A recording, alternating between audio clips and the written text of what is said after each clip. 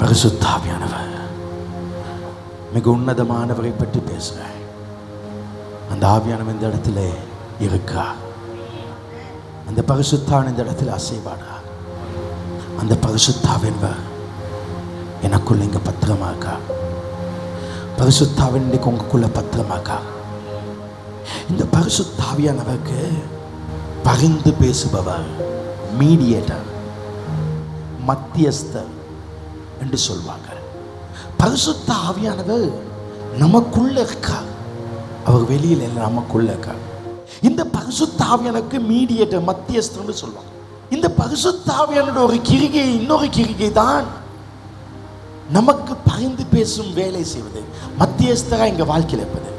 மத்தியஸ்தர் என்றால் ஒருவருக்கும் இன்னும் ஒருவருக்கும் நடுவிலே வருபவர், ஒருவருக்காக இன்னொருவரிடம் பேசுபவர். ஒரு மத்தியஸ்தர் வர காரணம், அந்த மனுஷன் பிரச்சனையில் இருக்கான், பிரச்சனையில் அடைக்கப்பட்டிருக்கான். எனவே அவனை விடுவிப்பதற்காக ஒரு ஆள் பேச வேண்டும். அப்படி எனக்கு ஒரு மத்தியஸ்தர், உங்களுக்கு ஒரு மத்தியஸ்தர் இருந்தால் நிச்சயம் நானும் நீங்களும் விடுதலையாய் வாழ்வோம். ரோமர் 8ஆம் அதிகாரத்திலே நாம் பிரச்சனையில் அகப்பட்டிருக்கும் பொழுது நம்மை விடுவிக்க பரிசுத்த ஆவியானவர் பரிந்து பேசுபவராக, ஒரு மத்தியஸ்தராக இருப்பதை பார்க்கிறோம். ரோமர் 8:18 சொல்லுது, ஆதலால் இக்காலத்து பாடுகள் இனி நம்மிடத்தில் வெளிப்படும் மகிமைக்கு ஒப்பிடத்தக்கவைகள் அல்ல வேண்டிய இக்காலத்து பாடுகள். நமக்கு பாடுகள் உண்டு, பிரச்சனைகள் உண்டு, நெருக்கங்கள் உண்டு, இக்காலத்தில் உண்டு. பாடுகள் நம்மை நெருக்கும், வேதனைப்படுத்தும், நம்மை உடைக்கும். நாம் அதிகம் நெருக்கப்பட்டு உடைந்து போக சூழ்நிலை வரும். இந்த பூமியின் பாடுகள் நமக்கு வழியை கொடுக்கும். இந்த இடத்துல எல்லாரும் அந்த பாடுகளோடு இருக்கும்.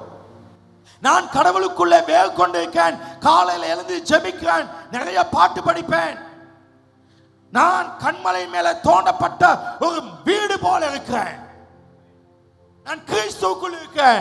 அதனால பெரும் வெள்ளம் இப்படி வந்து இப்படி போகாது, புயல் இப்படி வந்து எனக்கு வந்து இப்படி போகாது, ஏன் கடவுளுக்குள்ள இருக்கேன்னு. பாடுகள் என்னை தாக்கும், என் மேல் மோதும்.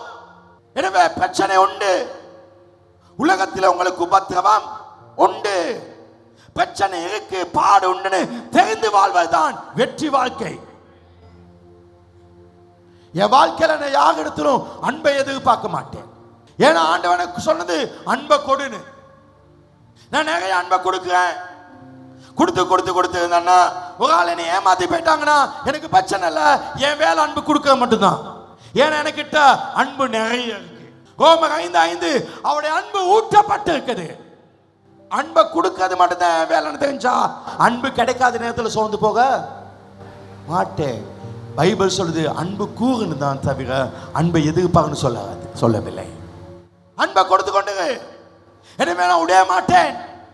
என்னை விட்டு யாராவது போனாலும், என்னை யாராவது நேசிக்காவிட்டாலும் நான் மனம் கலங்க மாட்டேன். காரணம், எனக்கு தெரியும் இது நடக்கும். இந்த உலகில் எதுவுமே நிரந்தரம் இல்லை.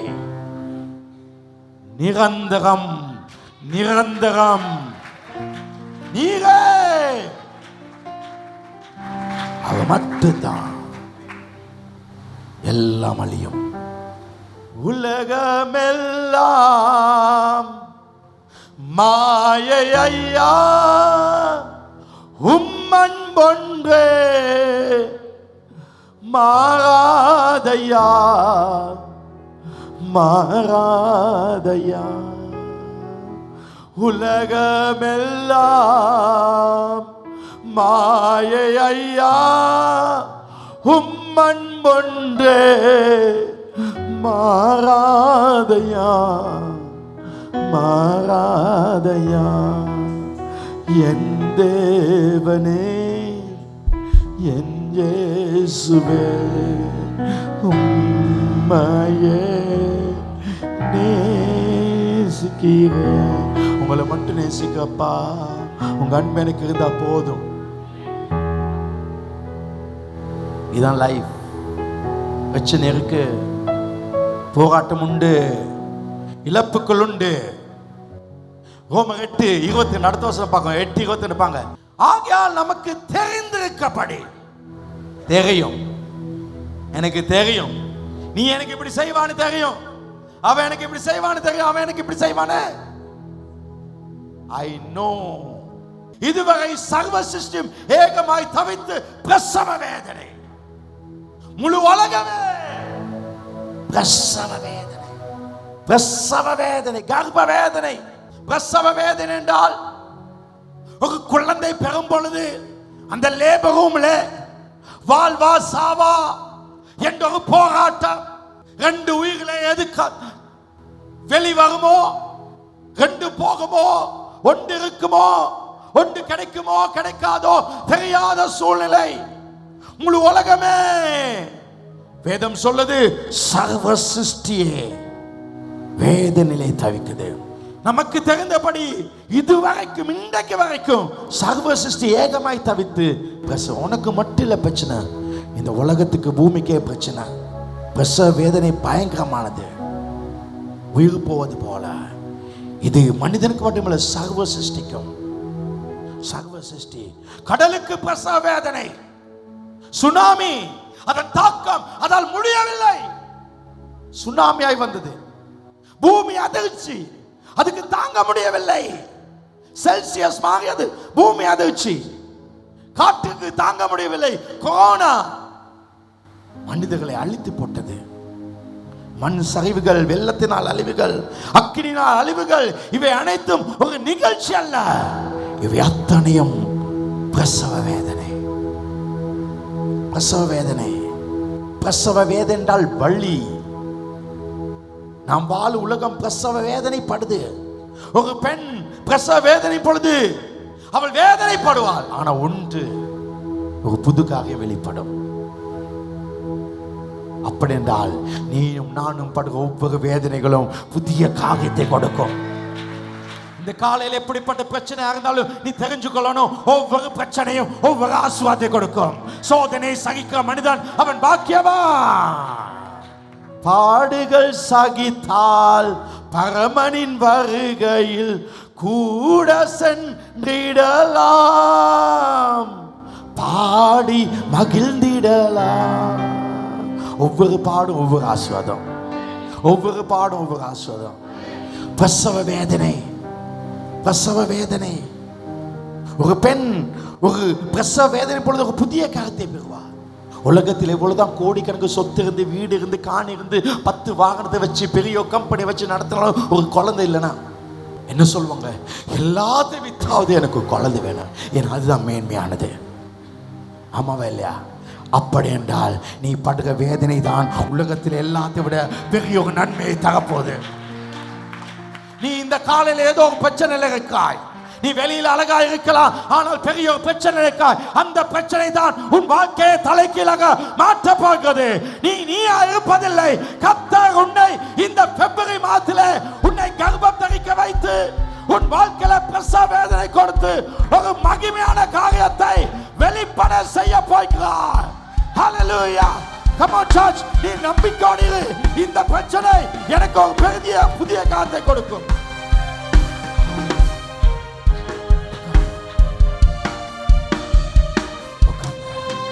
ஆவிக்குரிய வாழ்க்கையாக்கலாம், உங்க ஆவிக்குரிய வாழ்க்கையில இருக்கலாம், உங்க சக வாழ்க்கையாக்கலாம்.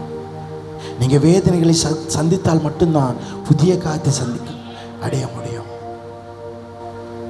வனாந்திரம் இல்லாமல் காணான் இல்லை, சிலுவை இல்லாமல் உயிர்த்தெழுதில்லை. ஒரு குட் ஃப்ரைடே வந்தால் தான் ஈஸ்டர் சண்டே இருக்கு. மரணம் இருந்தால் தான் உயிர்த்தெழுது உண்டு. ஒவ்வொரு பிரச்சனை நீ பார்க்க விதத்தில் தாக்கு, நீ பார்க்க விதத்திலாக்கு.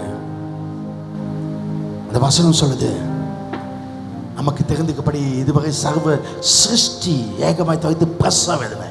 ஆனா சர்வ சிருஷ்டி மட்டுமா இல்ல. அடுத்த வசனம், அதுவும் அல்லாமல் ஆவியின் முதல் பலன்களை பெற்ற நாம், ஸ்பிரிச்சுவல் லைஃப்ல பெஸ்டா இருக்க நாம், நம்ம கடவுளுக்குள்ள இருக்கோம். வல்லமையாக நாமும் கூட நம்முடைய சர்வ மீட்பாகிய புத்திர சுவிகாரம், ஒரு புத்திர சுவிகாரம் ஒரு பிள்ளை வருவதற்கு காத்திருந்து நமக்குள் தவிக்கும். நாங்களும் பிரசவ வேதனை தவிக்கும், ஆனா காத்திருக்கோம்.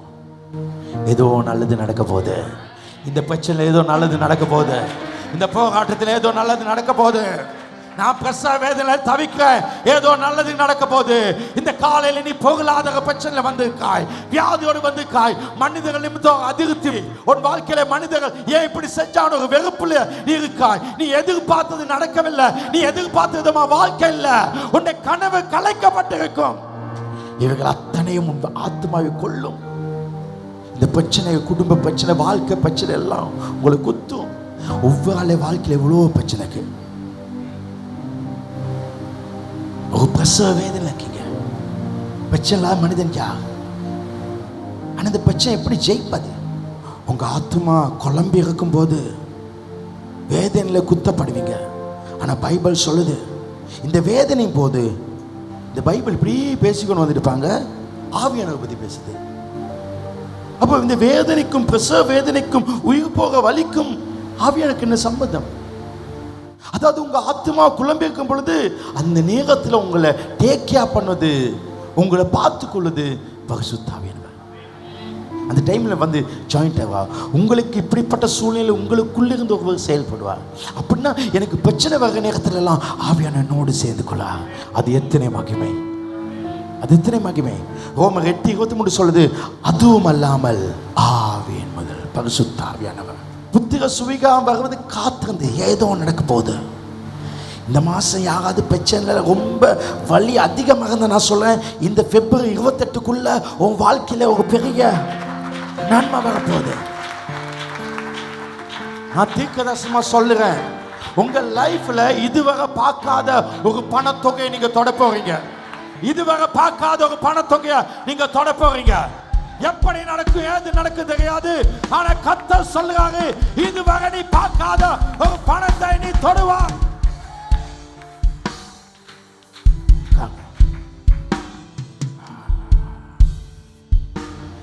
நம்ம உன்னை பார்த்து கொண்டிருக்கோம். நான் உன்னை எதுக்கு பார்த்து கொண்டிருக்கேன்? நான் உன்னை எதுக்கு பார்த்து கொண்டிருக்கேன்? பிரசவ வேதனை நம்ம ஒரு நிலையிலிருந்து இன்னொரு நிலைக்கு அழைத்து செல்லும். ஏன் வந்த ஒவ்வொரு பிரச்சனையும் ஒவ்வொரு அவமானமும் என்னை அப்கிரேட் பண்ணிச்சு. உங்க ஆவி நிலை மாறும், உங்கள் சரீர நிலை மாறும். அந்த நிலை மாற்றம் நடைபெறாவிட்டால் நீங்க பிரசவ வேதனை படவில்லை. அப்படி இல்லாவிட்டால் நீங்க பிரசவ வேதனை வந்துச்சு, குழந்தை வந்துச்சு, நீங்க உங்க இஷ்டப்படி துள்ளி பாஞ்சிட்டீங்க. நல்லா டெனிம் அடிச்சு டிஷர்ட் டைட்டா போட்டா புள்ள என்ன ஆகும்? இல்லாம போய் அதுக்கு இப்போ டாக்டர் சொல்லுவாங்க, அதை கழிச்சுட்டு உனக்கு நீ புள்ளையே கிடைக்காது. நிறைய பேரோட வாழ்க்கை ஒரு நிலையில காரணம் அந்த பிரசவ பிரச்சனை வரும் பொழுது ஹேண்டில் பண்ற விதம் முக்கியம். நான் சொல்லலைன்னா எப்பயும் நல்லதை ஹேண்டில் பண்ண இல்லை, கத்தகனை மெச்சூர்ட் ஆக்கிட்டான். பிரசவ வேதனை படும்போது நாம் நம்முடைய பரிந்து பேசும் ஆவியான நன்மையை பெற்றுக்கொள்ளும் நிலைக்கு வரும். எப்ப பிரச்சனை வருதோ அன்றைக்கு ஹோலி ஸ்பிரிட் நமக்கு உதவி செய்வார். பிரசவ வேதனை அனுபவிக்காதவர்கள் பரிசுத்த ஆவியானவர் பேசும் நன்மையை பெற மாட்டார்கள், அடுத்த நிலைக்கு செல்ல மாட்டார்கள். ஆனால் பிரசவ வேதனை அனுபவிக்கும் போது அடுத்த நிலைக்கு செல்லாமல் வாழ்விலே எல்ல முடியாமல் கீழே விழுந்த பல இருக்காங்க. நிறைய பேருக்கு விழுந்து அதே லெவலுக்கு, ஏன் அதை ஹேண்டில் பண்ண விதம் பிள்ளை என்ன பிள்ளை. ரோமர் 8:6 மாம்சத்தின் சிந்தனை மரணம், ஆவின் சிந்தனையோ ஜீவனமாக. அப்ப ஒரு பிரச்சனை வர பொழுது மாம்சத்தை நினைக்க கூடாது. அப்ப நினைச்சா மரணம், தோல்வி. ஆனா ஆவியின் சிந்தனையில் இருந்தால் அது ஜீவன். அப்ப பிரச்சனை பொழுது நீ ஆவியில நினைக்கணும். தேவன் பிரசவ வேதனை அனுமதிக்க காரணம் நம் வாழ்விலே அடுத்த நிலைக்கு நம்ம செல்ல. ஒரு பிரச்சனை வந்தோன்னா ஆவியான உனக்கு உதவி செய்ய வச்சு, ஆவியான உதவி செய்ய வச்சு உன்னைய தூக்குவாங்க. அது கோட் டெக்னிக். ஆசைப்படு பிரச்சனைய எவ்வளவு அவமானப்படுக, அது நல்லது. ஒரு குழந்தை பெறும் பொழுது நம் நினைச்சபடி வாழ முடியாது, நினைச்சபடி தூங்க முடியாது, நினைச்சபடி திக முடியாது, நினைச்சபடி உடுக்க முடியாது. அது உண்மை. நம்ம நினைச்ச வாழ்க்கை வாழ முடியாது. ஏன்னா 10 பேர் 10 விதமா பேசுவோம், ஆனா நம்ம அடக்கி வாசிக்க வேண்டியது. இப்படி வாழ்ந்தால் தான் நம் வாழ்க்கையில பெரிய வாழ்க்கை வாழலாம். அதனால அவமானம் வகட்டும், துன்பம் வகட்டும், துக்கம் வகட்டும், எல்லாம் உனக்கு நன்மையா முடியும். ஒரு அம்மா சொல்லுறாங்க, என் மூஞ்சி ரொம்ப அசிங்கமா போகுது, புள்ள கிடைக்கிற ரொம்ப அசிங்கமா போகுது. அதனால அவங்க துக்கப்படுறாங்க. அவங்க துக்கப்படுறனால, வேதனைப்படுறனால பிறக்க புள்ள ரொம்ப அசிங்கமா இருக்குது. ஆனா அவங்க அம்மா சொல்லாங்க, என் முகம் அசிங்கமா போகுது, ரொம்ப சந்தோஷம், ரொம்ப சந்தோஷம், என் முகம் கேவலமா போகுது, ரொம்ப யாருமே விரும்பாதபடி போகுது. இப்படி ரொம்ப புள்ள கிடைக்கிற ரொம்ப அசிங்கமா போனா கிடைக்கிற புள்ள ரொம்ப அழகா வரும். அதே மாதிரி தான் எவ்வளவு அவமானப்படுகாயோ, எவ்வளவு அசிங்கப்படுகாயோ, அந்த அளவுக்கு உனக்கு மகிமை உண்டு. உன்னை அவமானப்படுத்தட்டும், உன்னை கனவீனப்படுத்தட்டும், உன்னை உதாசீனப்படுத்தட்டும், நல்லது. வெள்ளியை புடமிடும் போல் என்னை புடமி, யோசிச்சு பார்த்தீங்களா இந்த பாட்டை? வெள்ளியை புடமிடும் போல் என்னை புடமிட்டு அதனால் சுத்தமாகி பொன்னாக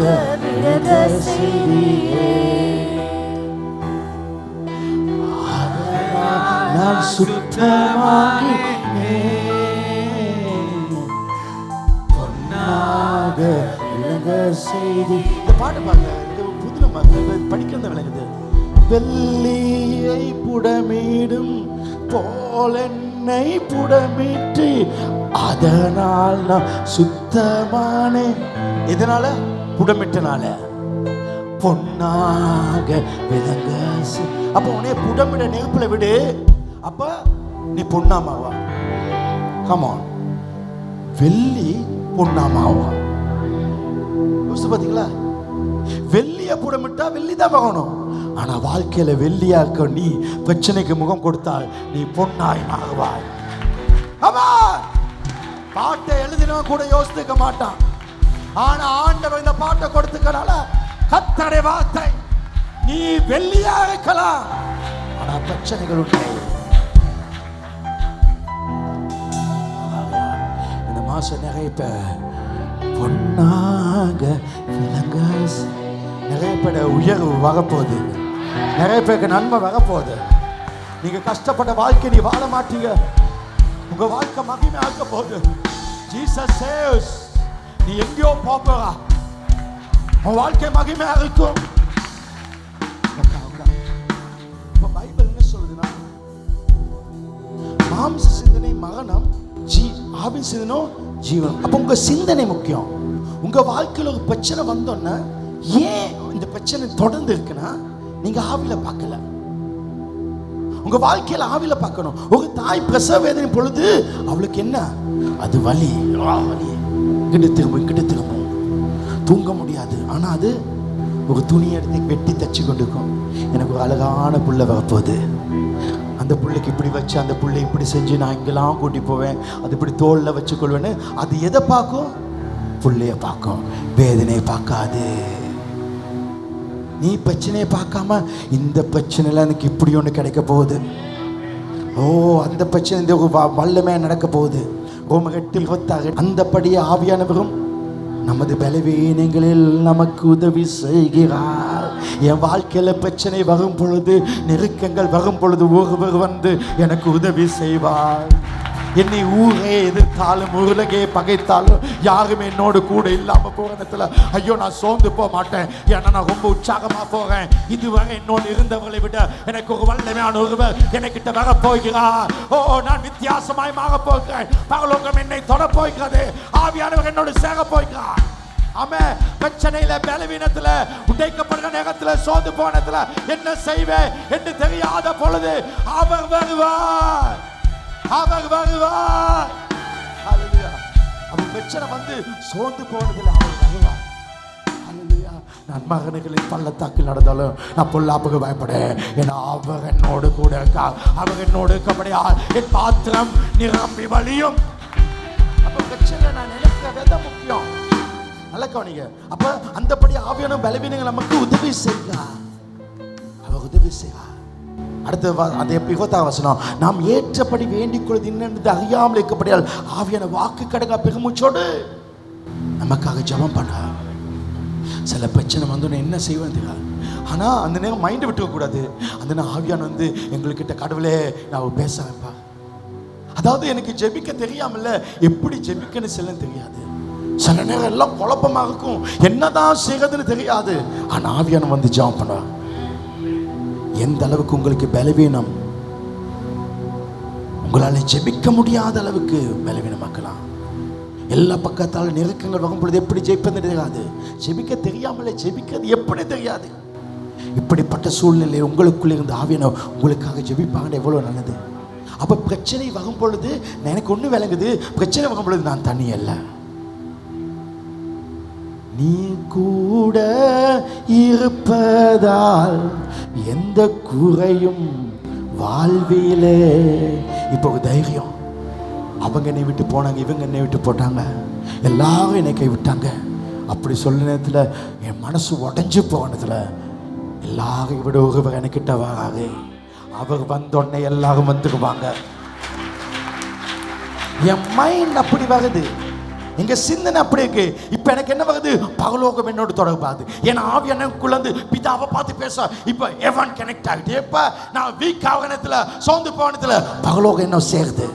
நான் தேவன் நம் வாழ்வில் பிரசவ வேதனை அனுமதித்து தேவன் நம் வாழ்க்கையிலே பிரசவ வேதனை அனுமதித்து, இப்ப நீ இருக்க பிரச்சனை அனுமதித்து, பரிசுத்த ஆவியானவரை செயல்பட செய்து நம்மை அவர் அடுத்த நிலைக்கு அழுத்து செலுத்துவார். நீங்க எப்படி பிரச்சனையை பார்க்கீங்க இப்ப கவனிங்க. இப்பதான் முக்கியமான சொல். ஏன் இந்த பிரச்சனை மகிமையா முடியதில்லை, ஏன் இந்த பிரச்சனை நம் வாழ்க்கையில போராட்டம். ரோமர் 8:27 அடுத்த வசனம். ஆவியானவர் சொல்லுங்க, ஆவியானவர் தேவ சித்தத்தின்படி, தேவ சித்தம் அவருடைய விருப்பம் பரிசுத்தவான்களுக்காக வேண்டுதல் செய்யப்படியால் இருதயங்களை ஆராய்ந்து பார்க்கவர் ஆவியின் சிந்தை என்ன. அப்போ பிரச்சனை வரும் பொழுது ஆவியான பலவீனத்தை வந்து நமக்காக ஜெபம் பண்ணுவாங்க. ஆனால் ஜெபித்ததுக்கு அவங்க இருதயத்தை ஆராய்ந்து பார்ப்பா. நம்ம தேவ சித்தத்தில் இருக்கோமா, நம்ம வாழ்க்கை ஆவியின் சிந்தை இருக்கா, ஆவியின் சிந்தை என்னதுன்னு அறிவார். இருதயங்களை ஆராய்ந்து பார்க்க ஆவியின் சிந்தனை என்னதுன்னு அறிவார். தேவ சித்தப்படி உங்கள் இருதயம் இருக்கா என உங்கள் இருதயங்களை ஆராய்ந்து பார்க்க ஆவியின் சிந்தையை பார்ப்பார். ஆவியின் சிந்தை இருக்குதான் பார்ப்பார். பிரசவ வேதனை பொழுது தேவ சித்தப்படி சிந்திக்க வேண்டும். ஒரு பிரச்சனை வந்தோம் ஐயோ நிற்கிறார். 10 வேவுக்காரர்கள் கானான் தேசத்துக்கு போனாங்க. போய் பார்த்து ஐயோ அங்க ராட்சதைக்காக இவ்வளவு பிரச்சனை, இந்த நாட்டில் இருக்க முடியாது, நாங்க செத்துவோம், ஐயோ நீங்க வந்து சொல்லலாம் இந்த பிரச்சனையில இருக்கலாம், செத்துக்கலாம், அங்கே செத்துக்கலாம், இல்ல இங்கே செத்துக்கலாம். உடனே ஆண்டு சொன்ன நீ செத்துப்போம். ஆனா 2 வேவுக்காரர் சொன்னாங்க, அவங்க ராட்சதையில பார்த்தாங்க, அகனிப்பான பட்டணத்தை பார்த்தாங்க, பெரிய மதில பார்த்து சொன்னாங்க. அவங்க வந்து சொன்னாங்க தேவன் நம் பட்சத்தில் இருக்கப்பட லேசா இதை ஜெயிக்கலான்னு. அவங்க லேசா ஜெயிச்சாங்க, இவங்க கஷ்டப்பட்டாங்க. ஏன்? பார்த்த விதம். உனக்கு ஒரு பிரச்சனை வரும் பொழுது நீ எப்படி பார்க்கிறாய், எப்படி பேசுறாய், உன் மைண்ட்ல என்ன சிந்தனை. கோலியாத் வந்தான், கோலியாத் வந்து பெரிய அரைக்க அவன் வந்து கத்துறான், யாராவது வா என்கிட்ட சண்டை பிடிக்க. எத்தனை நாள் கத்துறான் சவுல் முன்னால? எத்தனை நாள்? 40 நாள். அபிஷேகம் பெற்றிருக்கான் சவுல், தேவ அபிஷேகத்தை பெற்று பட்டயத்தோட இருக்கா ராஜா. தேவனுடைய வல்லமை பெற்றவன், தீர்க்கதரிசி பெற்றவன், தீர்க்கதரிசி வகத்தை உடையவன், அவன் ஆவியில நிரம்பியவன். அவன் முன்னால கோலியாத் கத்துறான். கடவுள் இருப்பது உண்மை, கடவுள் அபிஷேகம் உண்மை. ஆனா மனிதன் என்னத்தை நினைக்கானோ அவன் அப்படியே இருக்கிறான். உன்ன நினைவு முக்கியம், ஸ்பிரிச்சுவல் காம்ல. இப்ப கோலியாத் வந்தன கத்துறான், இவன் என்ன சொல்றான், அவனை பார்க்க அவ்வளவு பெரிய ஆள், நமக்கு யாருமே இல்லை தானே, நம்ம எல்லாம் பயந்துட்டோம், அவன் பெரிய ஆள், சின்ன வயசு யுத்தம் பண்ணுறவன், அப்படியே பேசுவான். டாக்டர் இப்படி சொல்லிட்டாங்க, அப்படி நடந்துட்டு இப்படி நடந்துட்டு கடவுளை மாட்டான். தாவீது வாரான், வந்து கத்துறான் கோலியாத், கேட்க இவன் யாரப்பா, போட்டு தள்ள கூடாது, போட்டு தள்ள, அது எப்படி நான் போட்டுருவேன், எப்படிடா. ஒரு நாள் சிங்கம் வந்துச்சு, ஒரு நாள் கரடி வந்துச்சு, அந்த 2 அடிச்சேன், அந்த 2 கையில தப்புவித்த தேவன் இந்த கோலியாத் கையில என்ன தப்புவிப்பா, வெட்டி போட்டுவேன். அவன் நம்மோடு இருக்கா, ஜெயிப்பேன். அடுத்த நாள் வெட்டிட்டான். ஒரு பிரச்சனை 40 நாள் கபக மாதிரி இழுப்பதா, ஒரு நாள்ல முடிப்பதா? 1000 பேர் 1000 மாதிரி பேசலாம், 1000 எதிர்க்கலாம். கலங்காத, நீ தைரியமாக்கணும்.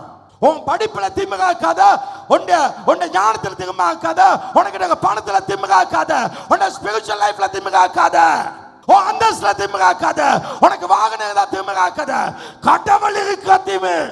இந்த சிந்தனை வேண்டும். ஏன் தாவீது சவுல் தோத்தான்? ஏன் 40 லட்சம் அழிஞ்சாங்க? மைண்ட். வாழ்க்கை என்னன்னு தெரியும். தேவ சித்தம் என்ன? பைபிளுக்குள்ள இருப்பது. தேவ சித்தம் இல்லைன்னா இதுக்கு வெளியில இருப்பது. நான் விழுந்துட்டேன், என் வாழ்க்கை நானே குழப்பிட்டேன், ஐயோ இனி எல்லாம் முடிஞ்சு நான் சொல்ல மாட்டேன். நீதிமான் 7 முறை விழுந்தாலும் அவர் எழுப்புற தேவன். அவர் என்னை திரும்ப சாதிக்க நினைச்சா முடியும். அடிக்க நினைச்சா அடிக்கலாம். 4 பேர் வாங்கன்னு பயப்படு பயந்து ஓடுகணும் இருக்கான். 4 பேர் வந்தாலும் அடிப்பானு நிக்க இருக்கான். நிற்கும் பொழுது 4 பேர் பயப்படுவான். 4 பேர் வந்து நிற்கிறானே. எல்லாம் மைண்ட். சிங்கம் காட்டுல பெருசு இல்ல, சிங்கம் வேகமா ஓடக்கூடியதல்ல. ஆனா யானை கூட பயம். ஏன்? மனம். யார் இருந்தாலும் இல்லாட்டியும் எனக்கு பிரச்சனை இல்லை. யாரு கூட இருந்தாலும் இல்லாட்டி எனக்கு பிரச்சனை இல்லை. அவருக்கா நான் எனக்கு பெரிய கூட்டமே இருக்கு. ஏன்னா நான் அவரை நம்பி இருக்கேன். நான் உன்னை பார்த்து கேட்கிறேன், இவ்வளவு செஞ்ச கடவுள் உன்னை இவ்வளவு கஷ்டத்திலிருந்து கொண்டு உன்னை அழகுபடுத்தி இவ்வளவு தூரம் கொண்டவர் கடைசியில் உன்னை மறந்துக்குவாரா? என்னை கைவிட்டுவா? எங்கள் அம்மா கைவிட்டலாம், எங்கள் அப்பா கைவிட்டலாம், அவர் கைவிடுவாரா? மலைகள் விலகினாலும் பர்வதங்கள் நிலை மாறி போனாலும் நான் உன்னை விட மாட்டேன் சொன்னாங்க. அந்த நம்பிக்கையில வாழுறேன், அந்த நம்பிக்கையில வாழுறேன். நம்பிக்கை என்னை சாக வைக்க மாட்டாங்க. 2 Corinthians 4:17 சொல்லுது, மேலும் காணப்பட இந்த பேபி வழியை பார்க்காத, உன் பிரச்சனையை பார்க்காத, அவனை பார்க்காத, இவளை பார்க்காத. காணப்படாதவைகளை நோக்கிக்கணும். அப்ப எனக்கு கிட்ட 100 கோடி கிடைக்க போகுது. அப்ப 100 கோடியை பார்த்து கொண்டுக்க நமக்கு. இப்ப கடனை பார்க்காம 100 கோடியை பார்க்க நமக்கு. இப்ப ரிப்போர்ட்டை பார்க்காம சுகத்தை பார்க்க எனக்கு. உண்ட ஆசீர்வாதத்தை பார்க்க உனக்கு. அப்ப இப்போ பிரச்சனைக்கு அதை பார்க்காம நீ அதை பார்க்கணும், நீ அதை பேசணும். நம்பிக்கை பேசு. நாம வாழுக பூமி நல்லா இல்லாட்டி என்னத்துக்கு? நாம இருக்கனாலே இலங்கை நல்லா இருக்க வேண்டும். நாம இருந்தா இலங்கை நல்லா இருக்கும்.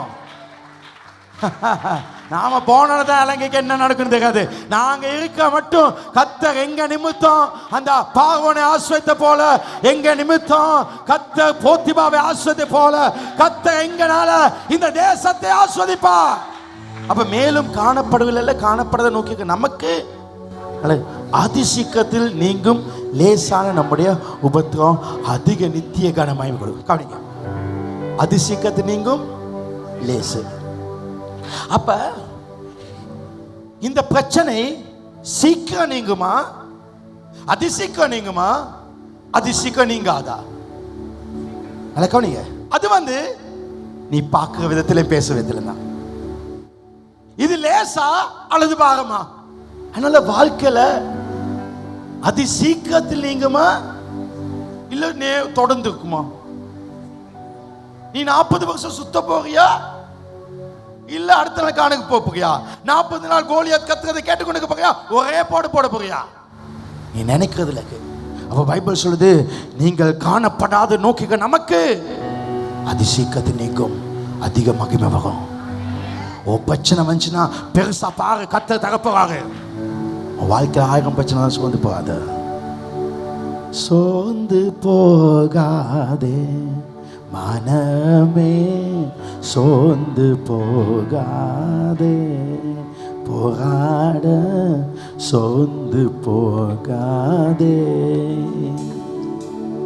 கண்டு உன்னை அழைத்த தேவன் கைவிடுவாரோ? சோர்ந்து போகாதே மனமே, சோர்ந்து போகாதே. சோதனைகளை சகிப்போன் பாக்கியவான் நல்லோ. ஆமென். எல்லாம் சகிங்க. யார் என்ன சொன்னாலும் ரொம்ப தாழ்மைங்க. அந்த தாழ்மை தான் உங்களை வைத்தோம். ஆமாம். தாழ்மையில் இருந்தேன், தள்ளாடி நடந்தேன், தயவா என்னை. அது மாதிரி நீ தாழ்மையாக உன்னை வைத்துவாங்க. யார் யார் பெருமைப்படுறாங்களோ அவங்க முழு தாழ்மையாவே அவங்களோட நீ மேலே வந்து வா. இது ஒரு டெக்னிக், இது ஒரு டெக்னிக். யாரை பற்றி ஒன்றும் பேசாது, யார் என்ன செஞ்சாலும் பேசாத, உன் வாழ்க்கை வாழு. யாக்கோபு 1:12 சோதனை சகிக்க மனிதன் பாக்கியவான், அவன் உத்தமன் விளங்கிய பின்பு அவன் விளங்கணும். கர்த்தர் தம்மிடத்தில் அன்புகளுக்கு வாக்குத்தத்தம் பண்ணிய ஜீவுக்கு எடுத்து கொடுப்பான். எனவே நாம் பிரசவ வேதனை படும் போது ஆவியான உதவி செய்கிறார். எனவே நாம் ஒரு பிரச்சனையை பார்க்கணும். ஒரு நாள் எல்லா பணமும் என்கிட்ட போயிட்டு, இப்ப கூட என் எல்லாத்தையும் யாராவது சுருட்டி போனா கூட ஐயோ 55 வருஷம் நான் சேர்த்தது இல்லை போயிட்டு நான் இழந்தது ஆண்டவர் ஒரே வருஷத்துல அவர் 2 மடங்கு 100 மடங்கா தருவார். ஆண்டவருக்கு முடியும், அவங்க நம்பு, அதுதான் முக்கியம்.